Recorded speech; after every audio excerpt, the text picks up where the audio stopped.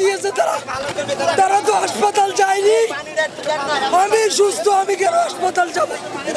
আমি হাসপাতাল যাব না। এই স্বৈরাচার শেখ হাসিনা যতক্ষণ পর্যন্ত এই গদি থেকে না নামবে, আমি হাসপাতাল যাব না। শেখ হাসিনা স্বৈরাচার, শেখ হাসিনা স্বৈরাচার।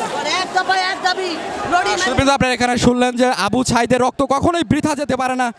এখানে এক শিক্ষার্থী, তারা কিন্তু এখানে তারা কোনো ধরনের সহিংসতা করছে না, তারপরেও এখানে ছাত্রলীগের কিছু গুন্ডা বাহিনী তারা সাধারণ শিক্ষার্থীদের উপর হামলা করেছে।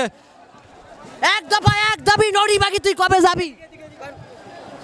শেখ হাসিনা, তোকে বাংলার মানুষ চায় না। তুই এই দেশ থেকে ত্যাগ কর, না তোর লাশ খুঁজে পাওয়া যাবে না।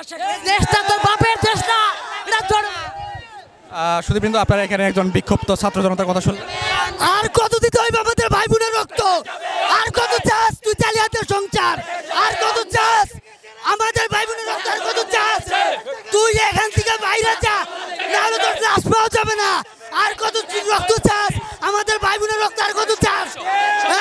তুই সবাই আছে, তুই সবাই মনে হয় ছাত্রলীগের লোকেরা ওখানে হামলা করে সবাই আসে। কুত্তারা আমাদের ছাত্রদেরকে হামলা করছে, তা আমাদের কাছে কোনো অস্ত্র ছিল না, তারা হামলা করছে আগে আমাদেরকে। আমি মাত্র 2 জনকে ভর্তি করে দিয়ে আসছি পার্টিনে। ভাই আমরা আমাদের দাবি একটাই, আমরা শেখ হাসিনার পদত্যাগ চাই। আমরা এই সরকার দেখতে চাই না ভাই, আমরা এই সরকার দেখতে চাই না। আমরা চাই না স্বাধীন দেশে আন্দোলন হোক, আমরা চাই শান্তি। যদি শান্তি না দেন আমরাও প্রস্তুত আছি ভাই। আপনারা এখানে শুনলেন তারা সরকারের পদত্যাগ না হওয়া পর্যন্ত কিন্তু তারা ঘরে ফিরবে না। তারা সরকারকে পদত্যাগ করেই ঘরে ফিরবে। যত রক্ত লাগে তারা রক্ত দিতে প্রস্তুত আছে, এরকমটি কিন্তু তারা শপথ করছে। আমি এখানে আরেকজন বিক্ষুব্ধ ভাইয়ের কথা শুনবো।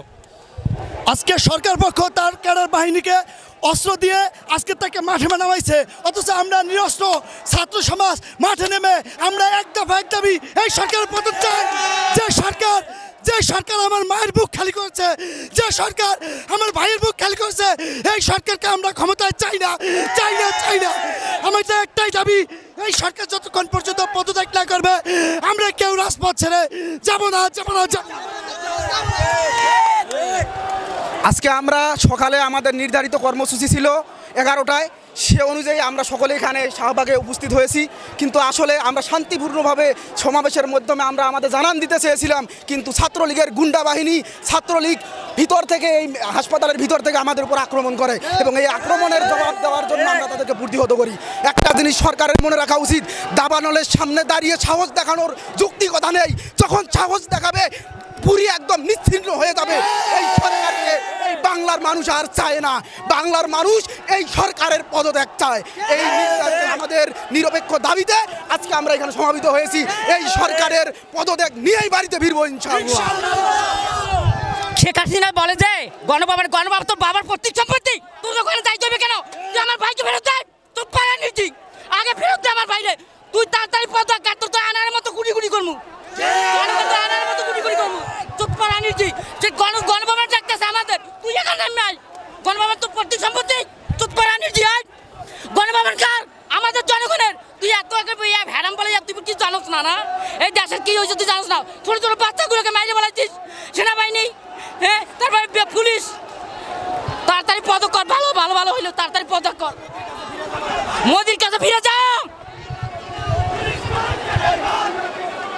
যে সরকার ছাত্রদের ভাষা বোঝে না, যে সরকার শিক্ষিত সমাজের ভাষা বোঝে না, সে সরকার আমরা চাই না। এ সরকার 3 বারের জাদুকরি সরকার। সে সুমন্তর জাদুর মাধ্যমে সরকার গঠিত হয়েছে। আমরা জাদুকরি সরকার চাই না। আমরা একটা নিরপেক্ষ নির্দলীয় সরকার চাই, যে সরকার জনগণের ভাষা বুঝবে, ছাত্রদের ভাষা বুঝবে, শিক্ষিত সমাজের ভাষা বুঝবে। আমরা সেই নিরপেক্ষ জনগণের সরকার চাই, আমরা কোনো স্বৈরাচারী সরকার চাই না।